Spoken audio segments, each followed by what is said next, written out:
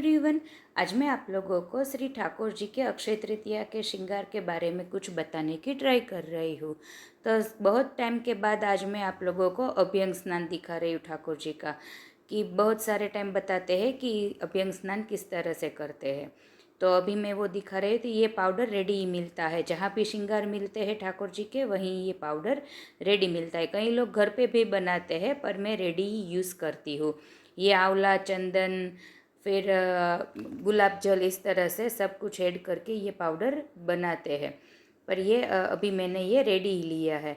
तो इस तरह से श्री ठाकुर जी को अभ्यंग स्नान करेंगे। जब भी अभ्यंग स्नान हो तब हम श्री ठाकुर जी के मस्तक पर से भी लगाव हटा देंगे, मतलब कि वड़ा कर देंगे। फिर भी सबकी रीत अलग अलग होती है, जो कि मैं हर बार बताती रहती हूँ कि सबके घर की रीत थोड़ी थोड़ी अलग होती है। तो आप जिस तरह से करते हो उस हिसाब से कीजिए। तो अभी हम श्री ठाकुर जी को स्नान कराएंगे, उसके बाद हम श्री ठाकुर जी को नज़र उतारेंगे। उत्सव जब भी हो तब अभ्यंग स्नान होते ही है। अब हम श्री ठाकुर जी को अंग वस्त्र करेंगे। बाद में अभी अक्षय तृतीया से हमारे घर पे मोती और छिप के श्रृंगार होते हैं। वो हीरा, पन्ना, मानेक, इस तरह के सभी श्रृंगार नहीं धरते हैं। उष्ण काल में सिर्फ मोती और छिप के श्रृंगार होते हैं। तो आज मैं मेरे पास जो भी मोती और छिप के श्रृंगार है उस हिसाब से आप लोगों को बताने की ट्राई कर रही हूँ। और अक्षय तृतीया पे चंदन के छापा के वस्त्र होते हैं, पर उष्ण काल में वस्त्र श्री ठाकुर जी को नहीं धरते हैं, पर उत्सव पे धरते हैं। पर मैं आप लोगों को आज मोती और छिप के श्रृंगार है तो अच्छे से दिखे, इसीलिए वस्त्र एक बार धरने के बाद उसे निकाल के इस तरह से आप लोगों को दिखा रही हूँ। ये छिप का जो पदक है और एक साइड पेंटिंग वाला है, तो आप दोनों साइड यूज़ कर सकते हैं। इस तरह से आप धर सकते हो।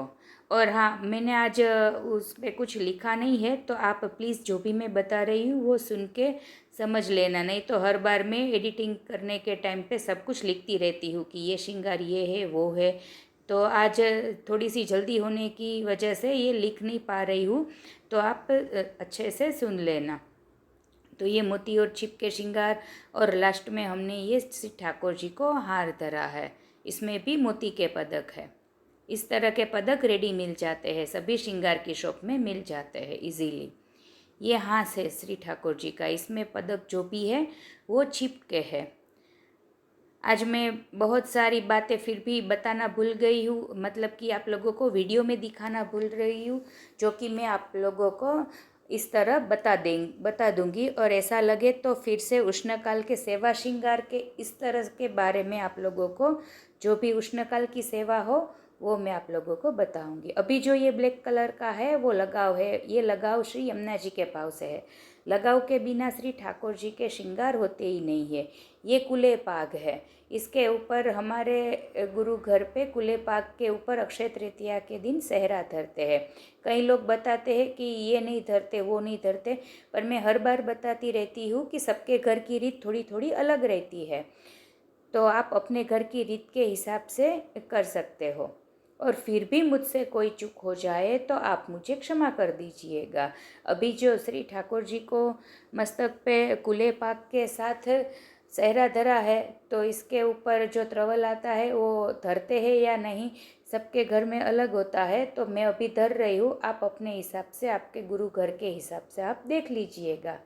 अभी श्री ठाकुर जी को कुंडल धर रहे, उसमें भी हम छोटे छोटे ये लगाव की गोटी धरने के बाद ही कर सकते हैं, ताकि अच्छे से श्रृंगार रह पाए।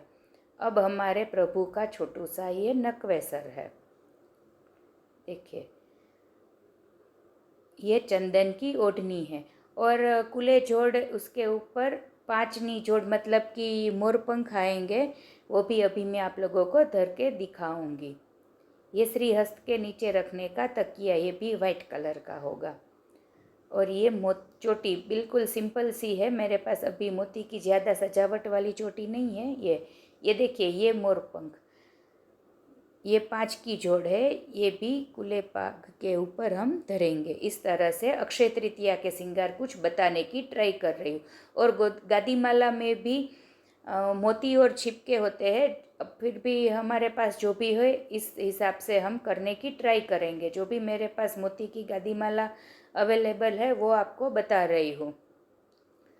ये चंदन की ओढ़नी, चंदन के छापा की ओढ़नी, ये भी आप चाहे तो घर पे कर सकते हैं। अभी उष्ण काल में वाइट गुंजामाला आएंगी, सफ़ेद कलर, ओनली सफ़ेद, नहीं तो रेड, इस तरह से हम धरते हैं। यहाँ झारी जी और बंटा जी, पहले तो मैं हर वीडियो में इस तरह से दिखाती थी, अभी बहुत टाइम से नहीं दिखाया है तो आप लोगों को दिखाती हूँ। और स्पेशली अक्षय तृतीया श्री ठाकुर जी को चंदन की बरनी आती है, ये चंदन पाउडर है, इसके अंदर थोड़ा सा गुलाब जल कर देते हैं। इसके बाद इस तरह से मिला के हम श्री ठाकुर जी को पास धरते हैं। और अत्तरदानी भी होती है और गुलाबदानी भी होती है, पर वो मैं अभी मुझसे मिल नहीं रही थी तो दिखाना भूल गई। और स्पेशली ये मिट्टी के कुंजा भी शुरू हो जाएंगे, एक वीडियो हम कुंजा की सजावट का भी बताएंगे नेक्स्ट में। और फिर भी आप कोई अलग से वीडियो देखना चाहोगे तो कमेंट में ज़रूर लिखिएगा। तो ये मिट्टी के कुंजा, झारी जी, बंटा जी, चंदन की बरनी और अत्तरदानी और गुलाबदानी मैंने अभी नहीं दिखाया है क्योंकि मुझे मिल नहीं रहा था, है तो सही पर मिल नहीं रहा था। ये श्री यमुना जी के भाव से यमुना जी का थाल। अभी मैं आप लोगों को ये फ्लावर दिखा रही हूँ, पर आप रियल फ्लावर धरना, ये नहीं रियल फ्लावर। फिर जलचर मतलब कि जल में जो भी हो, मछली, मगर, इस तरह से कछुआ, इस तरह से होता है, जलचर इसके अंदर धरते हैं, पर वो अभी नहीं है। अब उष्ण काल में खस के पंखे होते हैं, आपके पास हो तो आप वही धरिएगा, खस के पंखे, खस के टेरा, उस हिसाब से होते हैं। और जल के वो जो फाउंटन, फुहारा होते हैं, वो भी धरते हैं। अभी मेरे पास वो है तो आप लोगों को मैं वही दिखाने की ट्राई कर रही हूँ इस तरह से। तो श्री ठाकुर जी को उष्ण काल में हो सके उतनी, मतलब गर्मी कम लगे, उस हिसाब से हम ट्राई करेंगे। जो भी अवेलेबल है वो बता रही हूँ। और हाँ, गादी का स्पेशली बता दूँ कि वाइट कलर की होती है, पर श्रृंगार मोती के है वाइट, तो आपको अच्छे से दिखे इसीलिए। आप सबको अक्षय तृतीया की ढेर सारी शुभकामनाएं। थैंक्स फॉर वॉचिंग, और लाइक शेयर करना बिल्कुल मत भूलिएगा। वीडियो में कोई चूक हो जाए तो क्षमा कर दीजिएगा। Thanks for watching.